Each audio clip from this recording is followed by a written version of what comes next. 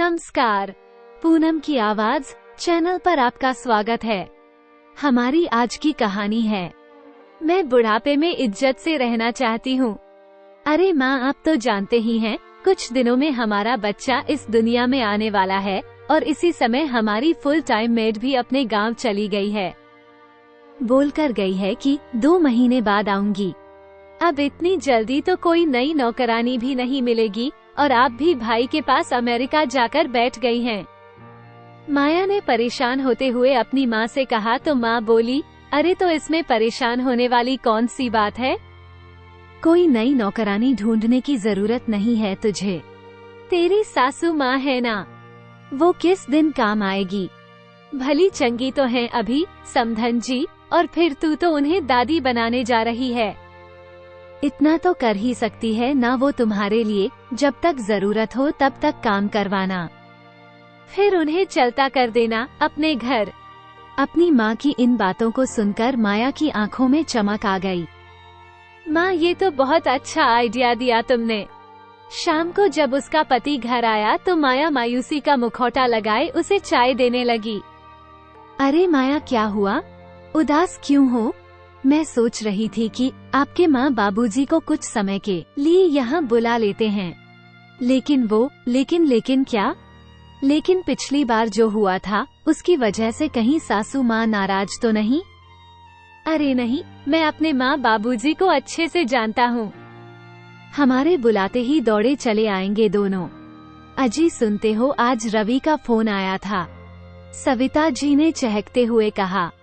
आनंद जी की तो जैसे खुशी का ठिकाना ही ना रहा। अच्छा, इतने दिनों बाद, चलो याद तो किया उसने। क्या कहता था? ठीक तो है वहाँ सब? दरअसल बहू की डिलीवरी का समय नजदीक आ रहा है ना, तो अपने घर बुला रहा था हम दोनों को। बेटे से बात करके तो सविता जी की खुशियाँ 7वें आसमान पर थी। लेकिन अचानक ही सविता जी पिछली बातों को याद करके उदास हो गई। दरअसल 1 वर्ष पहले सविता जी और आनंद जी अपने बेटे बहू के घर कुछ दिन बिताने के लिए गए थे। उनकी बहू माया जान चुकी थी कि उसकी सास बिल्कुल सीधी साधी है, तो उसने इस बात का फायदा उठाना शुरू कर दिया। सारा दिन बिजी रहने का बहाना करती और सारा काम अपनी सासू माँ पर ही डाल देती। ये देखकर आनंद जी को अच्छा नहीं लगा, तो बहू से बोले, बहू तुम्हारी सास की उम्र हो गई है, थक जाती है, थोड़ा सा काम तुम भी करवा दिया करो। इतना कहने की देर थी कि बहू ने तो हंगामा खड़ा कर दिया और खूब खरी खोटी सुनाई। सविता जी और आनंद जी चुपचाप खड़े अपमान सहन करते रहे और रवि अपनी पत्नी के सामने कुछ बोल ही न सका। सविता जी और आनंद जी अपने सम्मान की रक्षा करते हुए अपने घर वापस आ गए थे। सविता जी पिछली यादों में गुम थी। इतने में आनंद जी बोले, अरे सविता, किन बातों में खो गई? तुम भी अभी तक सोच ही रही हो, जल्दी से सामान पैक करो। आनंद जी ने अपनी पत्नी सविता से कहा, तुम तो जानती हो रवि की शादी को 5 साल हो गए हैं और कितने सालों बाद अब जाकर हमारे बेटे के घर खुशियाँ आई हैं जी। ठीक है, मैं जरा नीता को बोलकर आती हूँ कि हम कुछ समय के लिए अपने बेटे के घर जा रहे हैं। दरअसल आनंद जी और सविता जी ने अपने घर का एक हिस्सा किराए पर दिया हुआ था, जहाँ नीता और विशाल अपने प्यारे से बेटे गोलू के साथ रहते थे। वे दोनों घर पर ही टिफिन सर्विस का काम करते थे। पास में ही गर्ल्स हॉस्टल था, तो उनका धंधा भी अच्छा चल रहा था। कुछ ही वर्षों में सविता जी और नीता का एक दूसरे के साथ खासा लगाव हो गया था। नीता के बेटे गोलू को तो उसकी सगी दादी से भी ज्यादा प्यार करती थी सविता जी। अरे नीता और नीता, सविता जी ने आवाज लगाई। जी आंटी जी। नीता रसोई घर से बाहर आई। अरे नीता, एक खुशखबरी है, मैं जल्दी ही दादी बनने वाली हूँ। अरे वाह आंटी जी, ये तो बड़ी खुशी की बात है।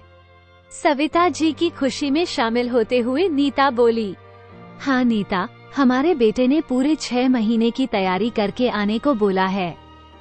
अभी तो सारी पैकिंग पड़ी है, तुम अपने टिफिन का काम निपटा कर मेरी मदद करने आ जाना। सविता जी बोली तो इतने में विशाल की आवाज आई। नीता, टिफिन का काम मैं संभाल लूंगा, तुम जाओ आंटी की मदद करो। नीता ने सविता जी की पैकिंग करने में मदद की और सविता जी के साथ मिलकर उनकी बहू के लिए गोंद के लड्डू भी बनवा दिए। जाने से पहले रास्ते के लिए एक टिफिन भी पैक करके दे दिया। दोपहर की ट्रेन से दोनों अपने बेटे के घर जाने के लिए रवाना हो गए। उधर रवि उन्हें स्टेशन से कार में बैठाकर घर ले गया। जैसे ही घर पहुँचे तो बहू से मिलकर सविता जी और आनंद जी ने सारे मनमुटाव भूलकर उसे ढेरों आशीर्वाद दिए। सविता जी ने घर पहुँचते ही घर के सारे कामों की जिम्मेदारी ले ली। सारा घर जो कामवाली बाई की अनुपस्थिति में बिखरा हुआ था, सविता जी ने आते ही बड़ी कुशलता के साथ सुव्यवस्थित कर दिया। रोजाना अपनी बहू को सुपाच्य और पौष्टिक खाना बनाकर खिलाया। बहू की बातों में तो जैसे मिश्री ही घुल गई थी। सारा दिन माँ जी करके उनसे अपने सारे काम करवा लेती थी। नियत समय पर माया ने बच्ची को जन्म दिया। दादा दादी के तो जैसे पाँव ही जमीन पर नहीं पड़ रहे थे। अजी यह तो बिल्कुल मुझ पर गई है। सविता जी पोती को देखते हुए बोली, जी नहीं, मेरी पोती के नैन नक्श तो बिल्कुल मेरे जैसे हैं। अरे इसने तो मुझे गीला कर दिया। आनंद जी बच्ची को सविता जी को देते हुए बोले। सभी लोग ठहाके लगाकर हंस दिए। बच्ची होने के बाद सविता जी ने बहू की खूब सेवा की। बच्ची का ख्याल रखना, रसोई घर का काम और बहू के लिए अलग से खाना पकाना। सविता जी की उम्र हो चुकी थी, लेकिन फिर भी बहू को कोई तकलीफ न हो, ये सोचकर भी सेवा में हाजिर रहती। उनके घुटनों में भी दर्द रहता था। इसके बावजूद सविता जी सारा काम बड़ी कुशलता के साथ कर रही थी। आनंद जी भी घर के कामों में उनका हाथ बटा देते। देखते ही देखते 2 महीने बीत गए। बच्चे के लाड़ दुलार में सविता जी और आनंद जी का समय कैसे बीतता पता ही न चलता। धीरे धीरे बच्ची को भी अपने दादा दादी के हाथों की पहचान हो गई। ये बात बहू माया को खटकने लगी। कुछ दिनों के बाद माया की कामवाली बाई भी अपने गांव से वापस लौट आई। सविता जी के मना करने पर भी उसने ये दलील देते हुए उसे काम पर बुला लिया कि मां जी दिन भर काम करके और बच्ची को संभाल कर थक जाती हैं। एक दिन जब सविता जी बच्ची को चम्मच से दूध पिला रही थी तो बच्ची ने थोड़ी खांसी करते हुए उल्टी कर दी। बस फिर क्या था, माया को तो जैसे बहाना मिल गया अपनी सासू माँ पर कटाक्ष करने का। माया और रवि ने बच्चे की सारी जिम्मेदारी आया को दे दी, लेकिन सविता जी का मोह तो बच्ची में ही अटका हुआ था। इसलिए ममतावश कभी कभी बच्ची को उठा लेती थी। एक दिन जब दोनों बेटा बहू बाहर गए तो बच्ची को आया को देकर गए। बच्ची लगातार रोए जा रही थी। आया उसे चुप कराने की कोशिश करती, लेकिन बच्ची का रोना बंद नहीं हो रहा था। सविता जी से बच्चे का रोना देखा नहीं गया और आया के हाथ से बच्ची को ले लिया और उसकी नाभि पर हींग लगाने लगी। बच्ची चुप हो गई और दादी का स्पर्श पाकर मुस्कुरा दी। कुछ देर में जब बेटा बहू वापस आए तो आया ने उनके कान भर दिए। मैडम, जब मेरी जरूरत ही नहीं थी तो मुझे काम पर रखा ही क्यों? आपके सास ससुर तो बच्चे को छूने भी नहीं देते, मुझे झट से छीन लिया। अब मैं आपके घर काम नहीं करूंगी। दोनों पति पत्नी सविता जी पर ही बरस पड़े और आया को मनाने लगे। सविता जी और आनंद जी अपमान का घूंट पीकर रह गए। करते भी क्या, बच्चे के मोह में बेटा बहू का घर भी तो छोड़कर नहीं जाना चाहते थे। सविता जी कमरे में जाकर आंसू बहाने लगी। बहू तो पराए घर से आई थी, लेकिन बेटा तो अपना ही था। अब तो शर्म आती है मुझे उसे अपना बेटा कहते हुए। अब तो ये हाल हो गया था कि सारा दिन बैठकर बच्ची को आया संभालने लगी और बहू अपनी माँ के साथ फोन पर बतियाती रहती और सविता जी पर रसोई घर के सारे काम की जिम्मेदारी पड़ गई। यहाँ तक कि आया का खाना भी सविता जी को बनाना पड़ता था और आनंद जी अपनी पत्नी की यह हालत देखकर मन ही मन कुढ़ते रहते। एक दिन बहू माया ने सासू माँ से कहा, मम्मी जी, मेरी कुछ सहेलियाँ घर पर आ रही हैं तो उनके लिए कुछ स्नैक्स वगैरह का इंतजाम कर देना और चाय कॉफी भी बना देना। शाम को जब बहू की सहेलियां घर आई तो पूरे आदर सम्मान के साथ सविता जी ने उन्हें बिठाया, अपने हाथों के बने लजीज स्नैक्स बनाकर खिलाए, उनकी खूब आवभगत की और रसोई घर में जाकर बर्तन साफ करने लगी। लेकिन अचानक उन्होंने जो सुना उन्हें अपने कानों पर यकीन नहीं हुआ। बहू की सहेलियां उसे कह रही थी, माया तुझे काम वाली बाई तो बहुत अच्छी मिली हुई है, इतना लजीज खाना बनाती है, कितनी पगार लेती है, हमारे लिए भी ऐसी काम वाली ढूंढो। ऐसा सुनकर माया हंस पड़ी, लेकिन उससे इतना भी ना कहा गया कि यह नौकरानी नहीं बल्कि उसकी सासू माँ है। थोड़ी देर बाद सविता जी अपने हाथ धोकर अंदर आई और सबके साथ बैठ गई। बहू की सहेलियां कुछ सकपका गई तो सविता जी बोली, आप लोगों को जानकारी के लिए बता दूं कि मैं कोई नौकरानी नहीं बल्कि आपकी सहेली की सास हूँ।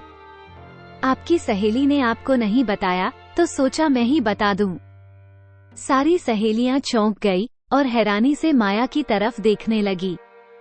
सविता जी बोली, बहू माना कि घर में नौकरानी रखना तुम्हारे लिए स्टेटस सिंबल है, लेकिन अपनी ही सास को नौकरानी करार दे देना कहाँ का स्टेटस है।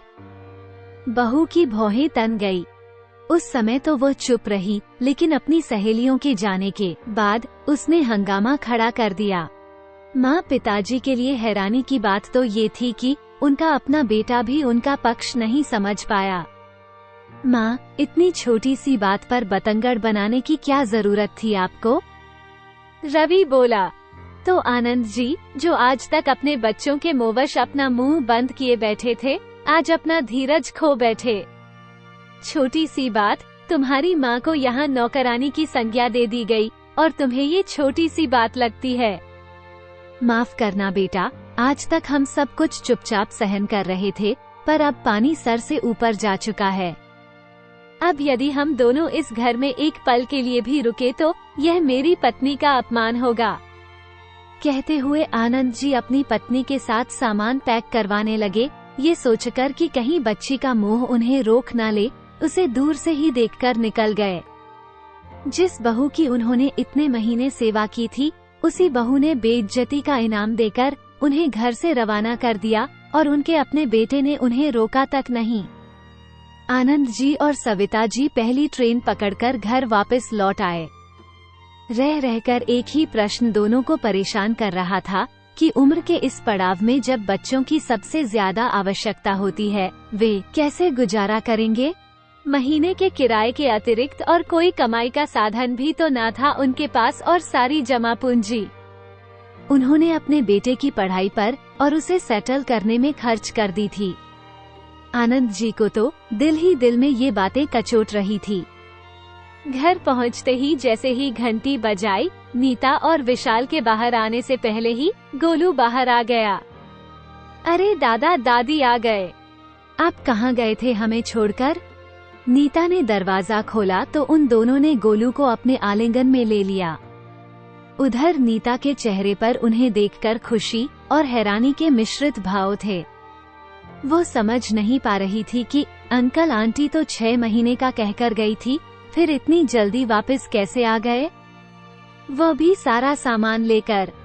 लेकिन जल्दी ही उनके चेहरे के भाव देखकर वे दोनों सारा मामला समझ गए। अंकल आंटी हाथ मुंह धोकर फ्रेश हो जाइए, मैं आपके लिए चाय नाश्ता बनाकर ले आती हूँ, नीता ने कहा तो सविता जी की आंखें नम हो गई। जैसे ही अपने कमरे का दरवाजा खोला तो सविता जी को अपना आशियाना पाकर संतोष हुआ, लेकिन आनंद जी के दिमाग में रह रहकर वही बातें गूंज रही थी। जैसे ही अपने कमरे में कदम रखने लगी, उन्हें अचानक दिल में दर्द शुरू हुआ। इससे पहले सविता जी उन्हें संभालती, वे निढाल गिर चुके थे। सविता जी की आवाज सुनकर नीता और विशाल आ गए, लेकिन तब तक आनंद जी निष्प्राण हो चुके थे। सविता जी पर तो जैसे दुखों का पहाड़ टूट पड़ा। नीता और विशाल ने उन्हें जैसे तैसे संभाला। बेटे बहू को खबर दी तो दोनों अंतिम संस्कार की लोकाचार निभाकर चले गए। अपनी माँ का हाल चाल तक जानने की जहमत नहीं उठाई दोनों ने, लेकिन किराएदारों ने उन्हें हर कदम पर सहारा दिया। धीरे धीरे समय बीतने लगा और सविता जी की हालत भी अब कुछ सामान्य होने लगी। एक दिन नीता और विशाल का बेटा गोलू कुछ बीमार पड़ गया तो उसे दिन भर हॉस्पिटल में एडमिट रखना पड़ा। सविता जी को तो वैसे भी खाना बनाने का शौक था, तो नीता की अनुपस्थिति में सविता जी ने टिफिन का सारा काम संभाल लिया। सभी ग्राहकों को उनका खाना बहुत पसंद आया और हॉस्टल की लड़कियां तो उनके खाने की दीवानी ही हो गई। उस समय सविता जी को अचानक पता चला कि उनके किराएदार विशाल और नीता ने अब अपना मकान खरीद लिया है और वहीं पर वे दोनों अपना रेस्टोरेंट खोलने वाले हैं। दरअसल उन्होंने यह मकान 2 महीने पहले ही खरीदा था, लेकिन अंकल के जाने के बाद वो आंटी को अकेला नहीं छोड़ना चाहते थे, इसलिए आंटी को संभालने के लिए उन्होंने अपना गृह प्रवेश कुछ समय के लिए टाल दिया। ये बात जानकर सविता जी भाव विभोर हो गई। फिर अपने आप को संभालते हुए नीता के पास गई और उसे बधाई देते हुए गले से लगा लिया। बेटा, मेरा इतना भी ख्याल मत रखो कि मैं तुम लोगों को जाने ही ना दूं। सविता जी ने नीता को आश्वासन दिया कि वह बिल्कुल ठीक हैं और सारी तैयारियां करवाकर उन्हें भारी दिल से विदा किया। लेकिन अब सविता जी बिल्कुल अकेली हो गई और साथ ही किराए से होने वाली आय भी अब बंद हो गई। इस उम्र में अपना गुजारा कैसे करूंगी? जिस बेटे पर सारी जमा पूंजी खर्च कर दी, उसी ने मुझे बुढ़ापे में, कहते हुए उनके गालों पर आंसू ढुलक आए। आगे की जिंदगी कैसे कटेगी, सोचकर ही उनका दिल बैठा जा रहा था। इतने में बेल बजी। देखा तो हॉस्टल की कुछ लड़कियां बाहर खड़ी थी। सविता जी के पास आकर टिफिन सर्विस के लिए आग्रह करने लगी। आंटी, आपके हाथ का खाना बहुत लाजवाब होता है, प्लीज आप टिफिन सर्विस शुरू कीजिए ना। ये सुनकर सविता जी कुछ सोच में पड़ गई। अंदर आकर अपने पति की तस्वीर के सामने खड़ी होकर बोली, जी यह कैसे संभव है? इस उम्र में नया काम कैसे शुरू करूं? लेकिन इसमें हर्ज ही क्या है? अचानक सोचते सोचते उनकी आंखों में चमक आ गई। मन ही मन उन्होंने अपने जीवन को नई दिशा देने का निर्णय ले लिया। नीता और विशाल का घर कुछ ही दूरी पर था। नीता को फोन करके उन्होंने अपने घर मिलने के लिए बुलाया और टिफिन सर्विस शुरू करने में उसकी मदद मांगी। 2 ही दिन में नीता की मदद से सविता जी ने अपना काम शुरू कर लिया और अपनी मदद करने के लिए 2 लड़कियां भी रख ली, जो सारा दिन भागदौड़ का काम संभालती थी। कुछ ही दिनों में उन्हें अच्छी कमाई होने लगी। कुछ हॉस्टल की लड़कियों को सविता जी से इतना लगाव हो गया कि उनके घर वो किराए पर भी रहने लगी। अब सविता जी का अकेलापन बिल्कुल दूर हो गया था। एक दिन कुछ लड़कियों ने सविता जी के खाने की तारीफ करते हुए उनकी वीडियो बनाकर सोशल मीडिया पर डाल दी। देखते ही देखते वीडियो तो जैसे आग की तरह फैल गई और सविता जी के बनाए खाने की चर्चा दूर दूर तक होने लगी। अब तो उनका काम और भी बढ़ गया। उधर उनकी बहू ने जब वीडियो देखी तो उसकी हालत ऐसी हो गई जैसे काटो तो खून नहीं। तुरंत रवि को दिखाते हुए बोली, देखो तुम्हारी माँ के खाने की चर्चा पूरे देश में हो रही है, कितना कमाती होंगी। बाप रे बाप, तुम्हारी नौकरी से तो हमारे घर का गुजारा ही बड़ी मुश्किल से चलता है। अपनी माँ से ही कुछ मदद मांग लो। उनका काम इतना अच्छा चल रहा है तो क्यों न हम उन्हीं के पास जाकर रहें। और वैसे भी तुम्हारे पिताजी अब नहीं रहे तो माँ को भी अकेलापन लगता होगा। ये सब देखकर रवि की हैरानी का तो ठिकाना न रहा। पत्नी का कहना मानकर रवि अपनी माँ के पास जाने की योजना बनाने लगा। अगले ही दिन दोनों अपनी बेटी के साथ सविता जी के घर पहुँच गए। वहाँ का दृश्य देखकर बहू की आंखें फटी की फटी रह गई। वहाँ तो जैसे मेला सा लगा हुआ था, सारी तरफ चहल पहल थी। मीडिया वाले मांझी का इंटरव्यू ले रहे थे। ये देखकर दोनों पति पत्नी थोड़ी देर के लिए अलग से खड़े हो गए। अपने आप को आज वो अपने ही घर में उपेक्षित सा महसूस कर रहे थे। सविता जी ने तो उन्हें बहुत पहले ही देख लिया था, लेकिन फिर भी उन्हें नजरअंदाज करके अपने काम में लगी रही। भीड़ थोड़ी कम होने पर बहू बेटा दोनों सविता जी के पास जाकर उनके चरणों में गिर गए। सविता जी ने चेहरे पर कोई भाव न दिखाते हुए उन्हें आशीर्वाद दिया। अपनी पोती को इतने दिनों बाद देखकर प्यार किया और फिर अपने काम में लग गई। इतने में रवि ने पीछे से आवाज लगाई, माँ हमें माफ कर दो, हमसे बहुत बड़ी भूल हो गई है, आज से हम आपके पास ही रहना चाहते हैं। सविता जी ने उन्हें तिरछी निगाहों से देखते हुए कहा, अच्छा, लेकिन मैं तुम्हारे साथ नहीं रहना चाहती। इस बुढ़ापे में मैं इज्जत के साथ रहना चाहती हूँ, किसी के घर की कामवाली बाई बनकर नहीं। अब ये सब लोग ही मेरा परिवार हैं।